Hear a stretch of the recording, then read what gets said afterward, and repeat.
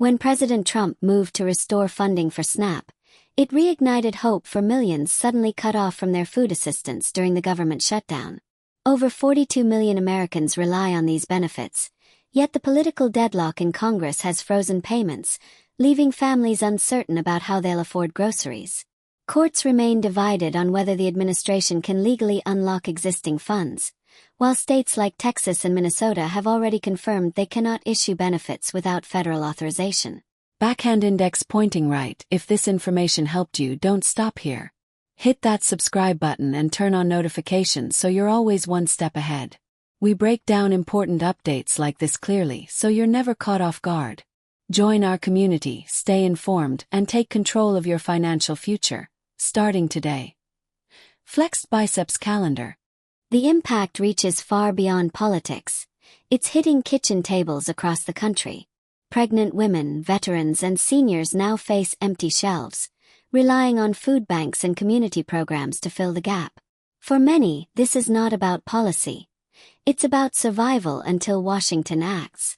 The current crisis is a stark reminder of how fragile essential support systems can be when politics override people's needs. Federal shutdowns don't just pause programs, they disrupt lives. Yet amid the uncertainty, communities are stepping up, with local organizations and neighbors mobilizing to provide emergency food aid. Recipients are urged to monitor their EBT balances, contact local resources, and stay updated through official channels as legal and congressional efforts continue. While the situation remains tense, the collective push from citizens, aid groups, and ongoing court actions offers a path toward resolution, and a renewed understanding of how vital these lifelines are for millions of Americans. Millions of Americans woke up this week to a cruel reality. Their SNAP benefits, better known as food stamps, have stopped. No warning, no deposit, just silence. And for over 42 million people who rely on this program to feed themselves and their families, that silence is deafening. This isn't a glitch. This isn't a clerical error. This is the result of a full-blown government shutdown.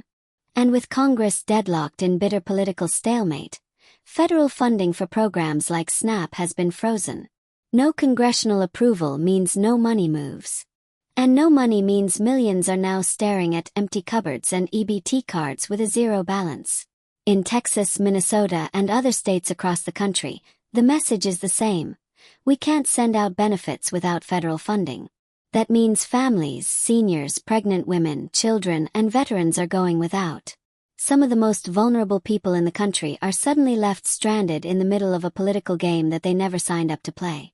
But in the middle of the chaos, former President Donald Trump made a move that has stunned both his critics and his supporters.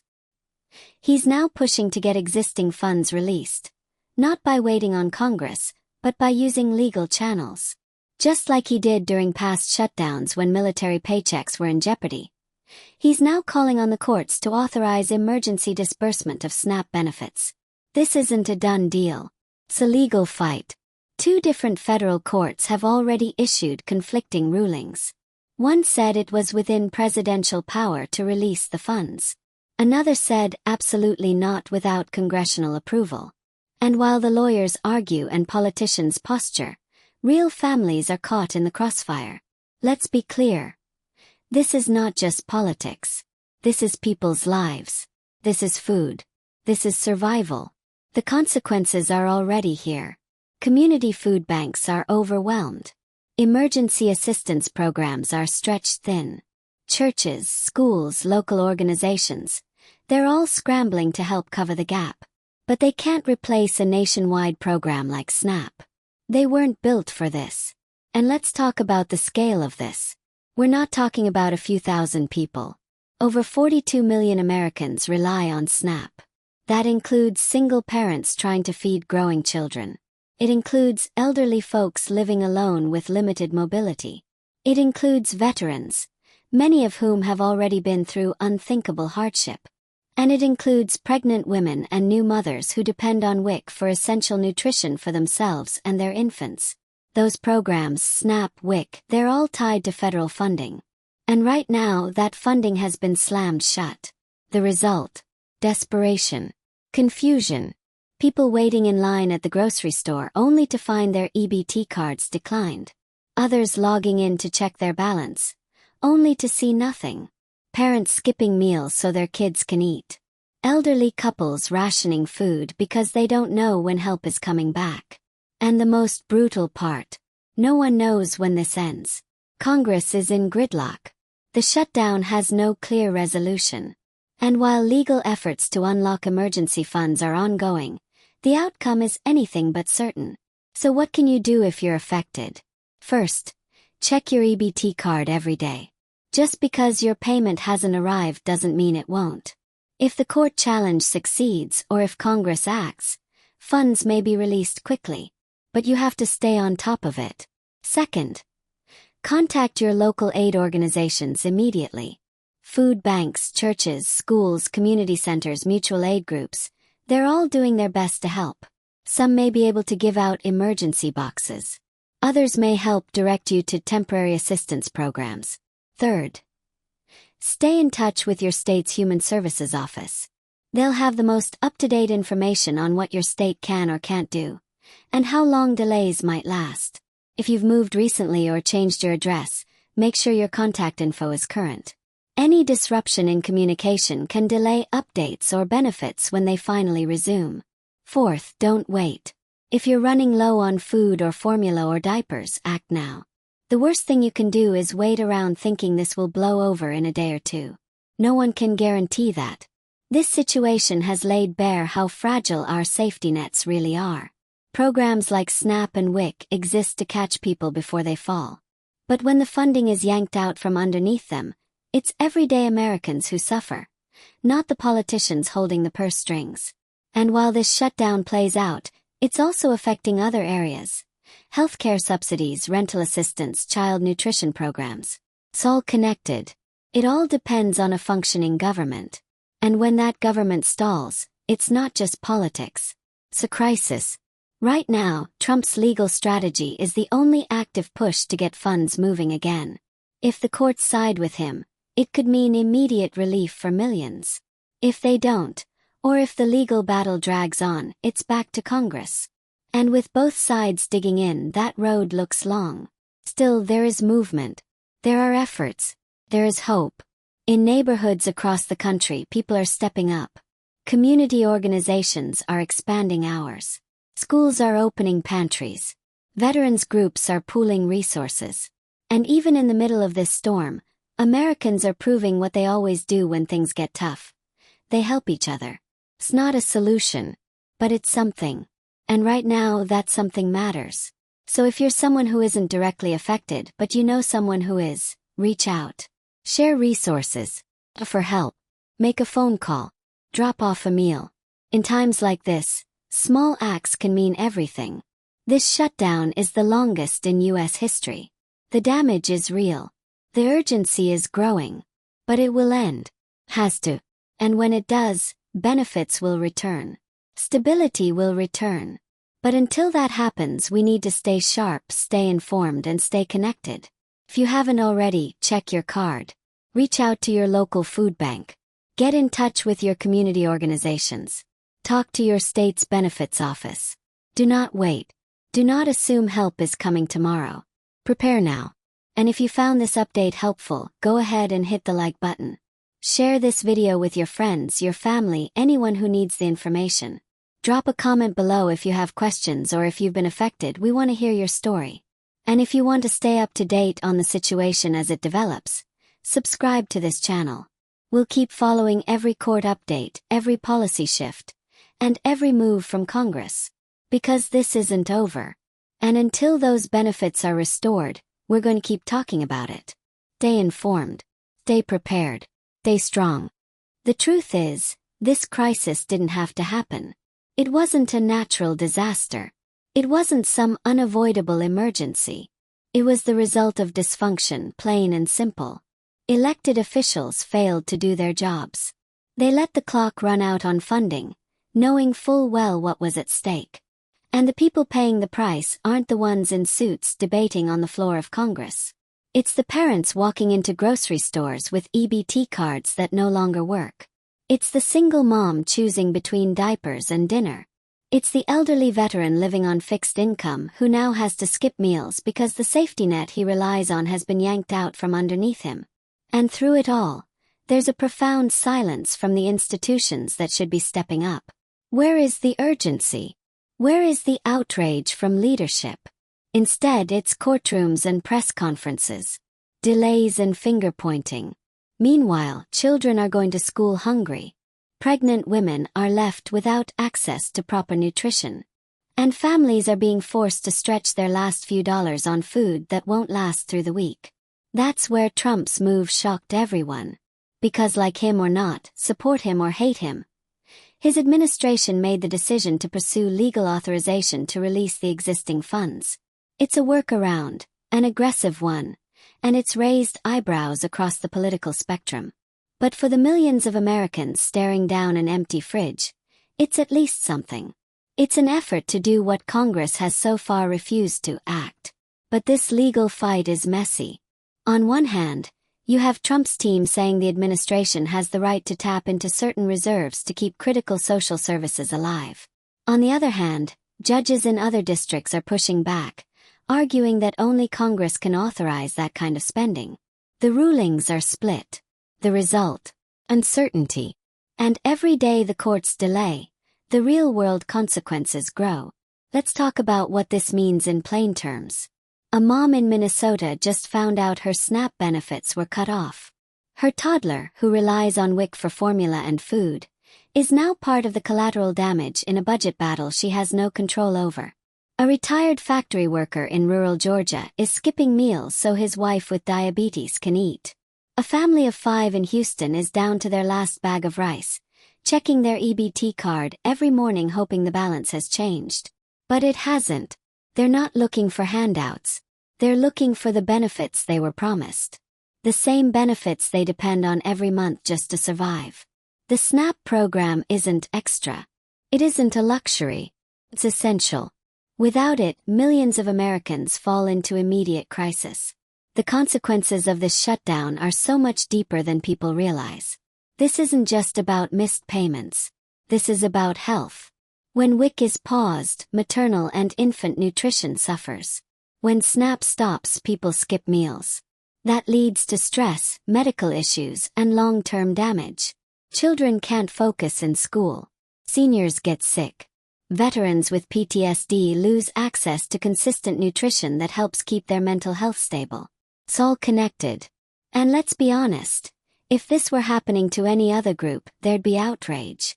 If the stock market shut down for a week, you'd see emergency legislation in hours. If congressional paychecks were frozen, you'd see bipartisan unity by the end of the day. But because it's low-income families, the working poor, the elderly, the disabled, they wait. Their needs are debated. Their survival is political leverage. But there is hope in the people. Across the country, communities are stepping up where the federal government has failed. Food banks have extended their hours. Churches are opening their doors. Neighbors are organizing supply drives, sharing what they can, checking in on the elderly and vulnerable. That's the American spirit. That's what's keeping people afloat while the political system stalls. And yet, let's not sugarcoat it. This is unsustainable. Local resources are not built to replace federal systems. These are stopgaps, not solutions. They're heroic efforts, but they can only do so much. For every family that gets a food box, there's another on a waiting list. For every church meal program that expands, there's another community where the shelves are already empty. So what can you do right now? If you're a recipient of SNAP or WIC, you need to take action immediately. Check your EBT card every day. Payments could restart without warning if a court ruling comes through or if Congress passes a last-minute funding bill. Stay informed. Call your local human services office. Get on every emergency list you can. Ask about short-term food vouchers, emergency assistance, or state-level programs that may still be active. Some states have reserves. Others are completely out. You won't know until you ask. Contact food banks. Don't wait until you're out of food. Many are seeing unprecedented demand, and supply is limited. Call ahead. Ask what they have. Find out if there are distribution events scheduled near you. Tell your story, whether it's online, to your elected officials, or to local media. Make your voice heard. The more pressure that builds, the harder it is for Congress to ignore what's happening. You are not alone, and your experience matters. And if you're not personally affected but you know someone who is, step in.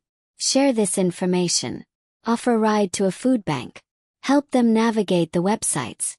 If you have extra, donate it. If you can volunteer, do it. Your time, your food, your voice, it all matters. This is about more than policy. This is about basic human dignity. Food is not optional. Nutrition is not negotiable. And no one in this country should have to wonder whether they'll be able to feed their children next week because lawmakers couldn't do their jobs. And to those in power, the clock is ticking. Every day you delay is another day someone goes hungry. Every hour you argue over politics is another hour of stress for families living meal to meal. This isn't theoretical. This is happening now. And it's not just numbers on a screen. It's real people, real hunger, real pain. We are in the longest shutdown in U.S. history.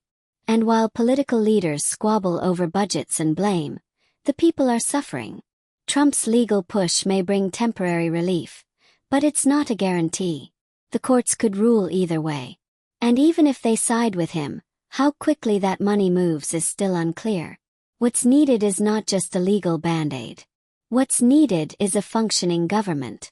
One that puts people first. One that recognizes that feeding the poor isn't a partisan issue.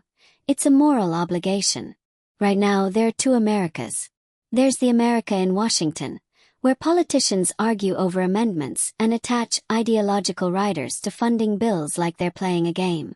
Where press briefings talk about fiscal discipline and political leverage, as if those words aren't tied directly to whether a 5-year-old gets breakfast tomorrow. Where congressional leaders bicker over who's to blame while millions of Americans go hungry in real time. And then there's the other America, the real one. The one where families open the fridge and see half a gallon of milk, 2 eggs, and no idea where the next meal is coming from. The one where parents are trying to explain to their kids why the groceries they usually buy just aren't possible this week. The one where disabled veterans, new moms, seniors living on fixed incomes, and working-class families are left stranded, betrayed by the very system meant to protect them. Let's be absolutely clear. The SNAP program is not a luxury. It's not a favor from the government. It's a lifeline. It exists because people fall on hard times. It exists because groceries cost money, and not everyone has enough of it.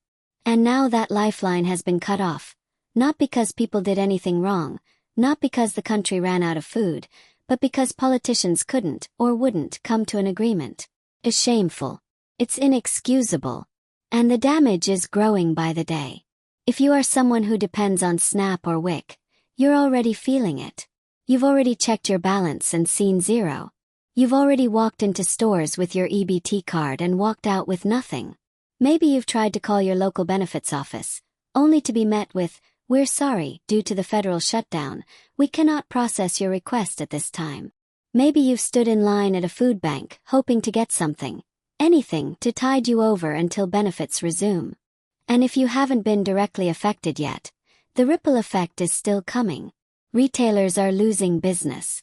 Grocery stores in lower-income communities are seeing reduced foot traffic. Kids are arriving at school hungry, which impacts learning. Hospitals and clinics are starting to see a rise in nutrition-related health problems. This is what happens when the foundation cracks. When food security disappears, everything else starts to fall apart.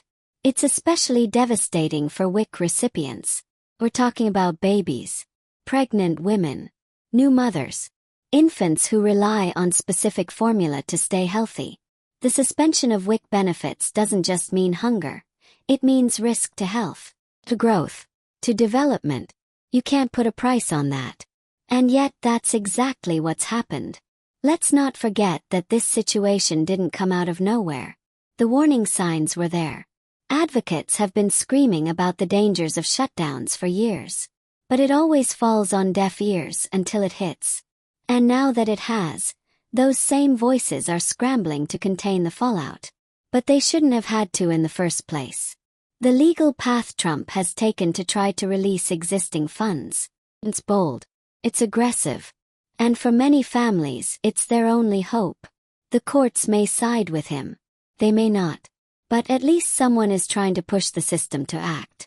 Because right now, Congress is stuck in neutral, and the brakes have long since failed.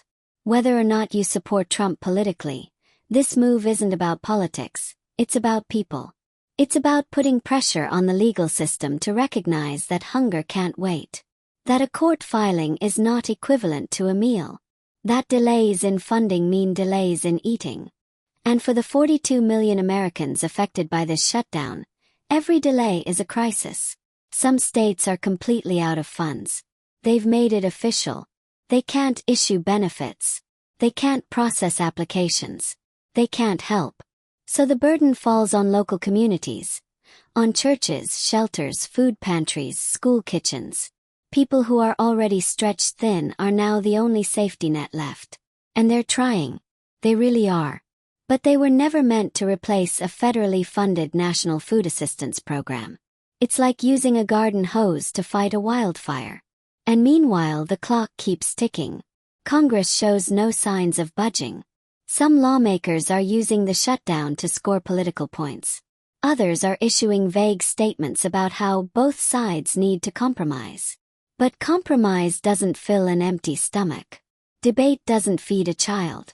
Political rhetoric means nothing when you're staring at a bare cupboard. So what happens next? If the courts rule in Trump's favor, funds could begin moving again, at least temporarily. But that would only buy time. It wouldn't solve the root problem. That solution still rests with Congress. And until they do their job and pass a funding bill, this will keep happening. Shutdowns will always hit the most vulnerable first. They'll hit the working poor, the disabled, the elderly, the single moms, and the kids trying to focus in class. That's who suffers while politicians argue over ideological purity and partisan tactics. We need real reform. Not just temporary legal maneuvers or emergency funding hacks. We need legislation that protects critical programs like SNAP and WIC from shutdown politics. That ensures no American goes hungry because Congress missed a deadline. But until that happens, here's what matters right now. Staying informed, staying organized, and staying connected to your community. If you are impacted, check your EBT card regularly. Contact your local human services department. Yes, they're overwhelmed, but don't stop trying. Reach out to local food banks, churches, shelters.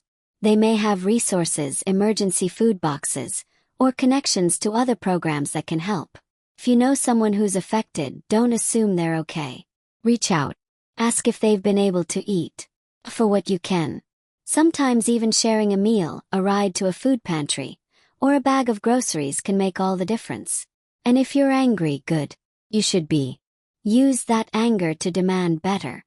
Contact your elected officials. Tell them this is unacceptable. Tell them to do their jobs. Because no one in the United States of America should ever have to starve because of a budget dispute. This isn't a partisan issue. It's not about left or right. It's about right or wrong. And right now it's wrong. Period. If this video gave you clarity, if it helped you understand what's going on or reminded you what's at stake, hit that like button. Share it with someone who needs to know what's happening. Post it in your community group. Text it to your neighbor. This information could be the difference between someone getting help or giving up. Leave a comment below if you've been affected. If your benefits have stopped. If you've found resources that helped. Share your story because there are millions of people right now who feel alone in this, and they need to know they're not. And subscribe if you want to stay informed. We'll keep bringing you updates, legal developments, government actions, and everything in between. Because this isn't over. And until every family can eat, we're not done talking about it. Stay informed. Stay strong. Stay together. And most of all, don't be silent. Because silence in the face of hunger is complicity. And we refuse to be complicit.